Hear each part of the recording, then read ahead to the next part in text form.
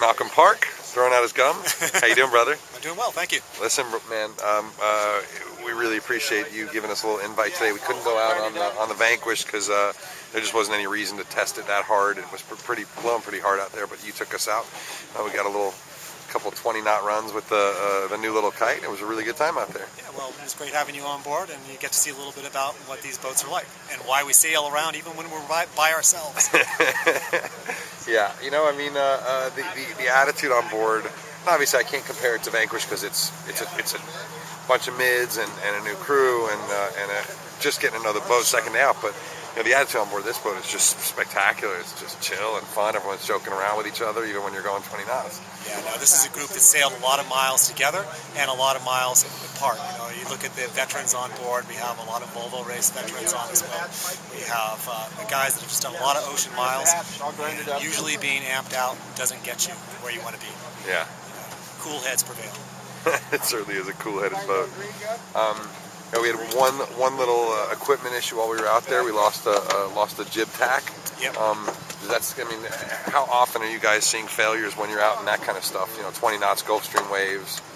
Well, luckily, you know, on the way to Jamaica, we did have those kind of conditions, and we didn't have any failure. But the way you learn about failures is to go out and test in those conditions. And this was actually a mistake on our part. You know, it was a simple cotter pin failure. You know, it wasn't probably in place, and pin pulled out, the jaw broke.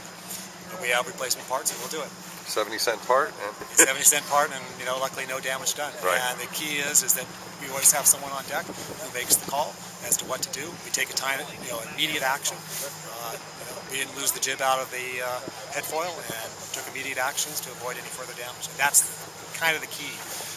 That's what you learn from those, is everyone immediately responds. You get the boat in a situation where you don't do any further damage. Because you're going to have failures. You're always going to have failures. No matter how good your prep is, something's going to break, right? That's right.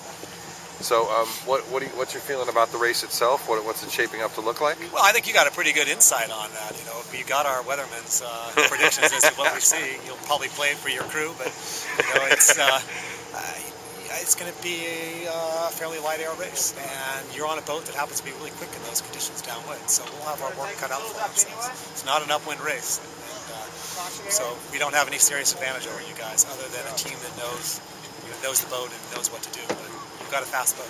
We have a fast boat. I think it's going to take us a while to learn to work to our targets. But you know, again, it's not like it's a buoy race where it's all about crew work. That's right. So, and we do have a bunch of people that sailed on the boat when she was Moneypenny. Yeah. Well, we're excited, man. I know. I mean, you guys put up a pretty damn high standard, you know, with Hobart and I mean everything that you guys have done so well in. But we'll be excited to just be in sight. Believe me. Yeah. Well, we're really looking forward to sailing. Glad you guys are out there. We hope to do some more racing with you. Well, one more quick thing. You know, Ralphie and the boys told me that Rosebud donated, I think, a full set of sails, 8 sails to Vanquish. Yeah. I know we wanted to, Ralphie especially, but wanted to just let you know how much we appreciate that. I think it's amazing that you guys can support a competitor in that way. You know what I mean? You know, I mean, it's important to build any fleet to support the other boats. And our vision when we created this boat, and luckily other boats have followed along, was to support them in any way possible. You know, being a secret agent doesn't do anything to support any fleet. And I don't care whether it's a one design fleet or if it's a Grand Prix fleet like this. You cannot be a secret agent and hope for your fleet to grow. Well, with a bunch of new boats in the Med, not a bunch, what, 3, 4 new boats in the Med, I know you guys are headed over for the Fastnet. Will you go compete against those guys? We certainly hope to. After we go Fastnet, our plan is to ship the boat down to the Med, and we'll be in Sardinia. Right now, we're still sorting out the details as to whether we can get our crew together for it. But if we can, we'll be there. And you'll ship with Dockwise there? Yeah, Dockwise is arranged for a ship for all the boats that were in the Fastnet to head down to the Med.